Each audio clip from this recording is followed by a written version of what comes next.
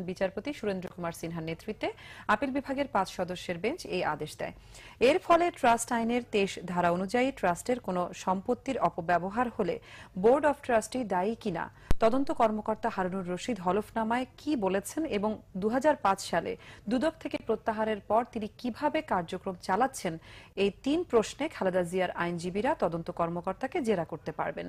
আদালতের অনুমতি সাপেক্ষে আইন অনুযায়ী বেগম জিয়ার আইনজীবীরা মামলার নথি দেখতে পারবেন বলেও মত দিয়েছে আপিল বিভাগ। জিয়াউর রহমানের স্বাধীনতা পদক জাতীয় জাদুঘর থেকে সরিয়ে নেওয়া হয়েছে, অভিযোগ করেছেন বিএনপি মহাসচিব মির্জা ফখরুল ইসলাম আলমগীর। এর মাধ্যমে সরকার বিভক্তি ও নেতিবাচক রাজনীতি করছে বলেও মন্তব্য করেন তিনি। দলের কেন্দ্রীয় কার্যালয়ে এক সংবাদ সম্মেলনে মির্জা ফখরুল বলেন, যারা জাদুঘর থেকে পদক সরিয়েছে এবং জিয়ার মাজার সরাতে চায় তারাই স্বাধীনতা বিরোধী।